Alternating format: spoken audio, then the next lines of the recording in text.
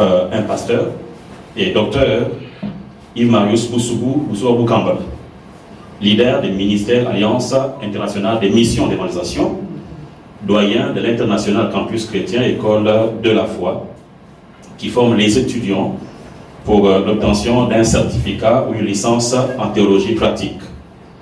J'ai un master en divinité et doctorant de la Kingdom Life University de Orlando, Floride, USA. Je suis donc marié et père de famille. Le sujet que je vais présenter aujourd'hui est un dilemme pour moi, devant le genre de l'auditoire qui va le recevoir, parce qu'il va à l'encontre de la logique du système dans lequel les générations entières depuis fort longtemps ont été instruites et éduquées. Dilemme parce que le monde, depuis le milieu du XVe siècle, s'est emprisonné dans des conceptions identitaires d'exclusion de l'autre, créant par-dessus tout une vue d'animalité réciproque. Il y a ceux qui se disent avoir le droit de parler, de penser et d'agir au nom de tous. Il y a ceux qu'on refuse le droit de parler, de penser pour eux-mêmes. Il y a les races dites supérieures et les races classées inférieures. Il y a ceux qu'on doit considérer comme véridiques dans ce qu'ils disent, même si cela est un mensonge. Il y a ceux qui, même si ce qu'ils disent est vrai et fondé, mais ne peuvent être considérés parce qu'ils sont classés juridiquement comme des êtres qui ne peuvent produire une quelconque chose intelligente et qui viendrait à contredire l'intelligence du supérieur autorisé. Le deuxième volet de ce dilemme se dresse autour du genre d'éducation qui va être véhiculé par le système hellénique vers les peuples qu'ils ont appelés sauvages indigènes, ce qui va créer un complexe identitaire. L'éducation venant d'ailleurs et qui vient supplanter tous les fondements sur lesquels sont bâtis ou étaient bâties les valeurs inaliénables léguées par les anciens, a complètement vidé le peuple africain en particulier de sa véritable nature et lui a par ainsi ôté le droit de revendication d'un quelconque humanisme, car c'est lui qui n'a aucune identité ni rien. 200 ans plus tard, lorsqu'on parlera de l'abolition de l'esclavage, de la colonisation ou encore de la néocolonisation par les pseudo-indépendances des années 60, si géopolitiquement les déclarations de libération ont été chantées, les ruines et leurs décombres ont laissé de graves séquelles. Ce qui nous motive, ce qui nous pousse véritablement, c'est qu'à un certain temps de notre histoire, on s'est rendu compte que l'Afrique a été reléguée au bas niveau.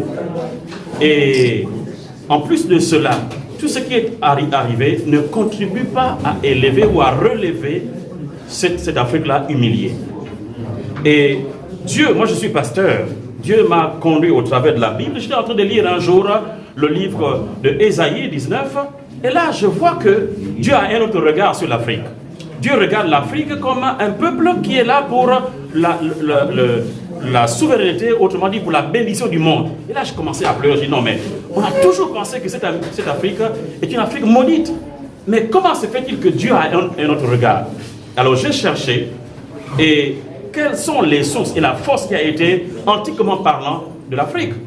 J'ai découvert que cette Afrique-là, c'est l'Afrique qui fait la force, c'est l'Afrique, la belle Afrique, qui est l'histoire même du monde.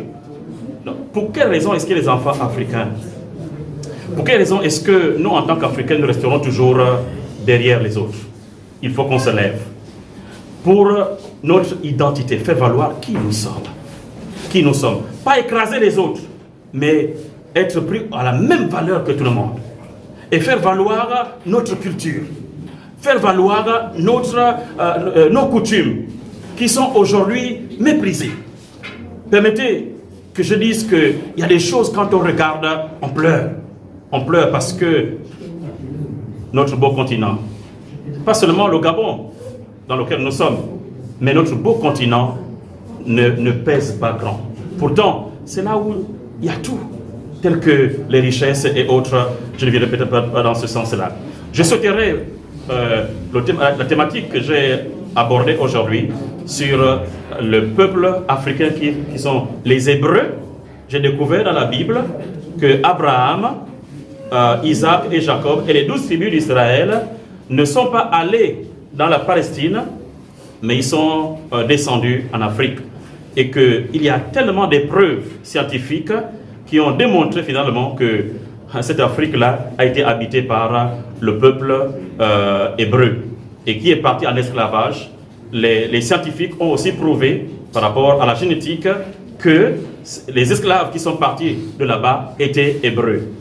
Je n'ai pas pu dire dans mon exposé, j'ai découvert dans les carnets de matelots, non, des commandants de bord des bateaux, qu'ils transportaient les Hébreux.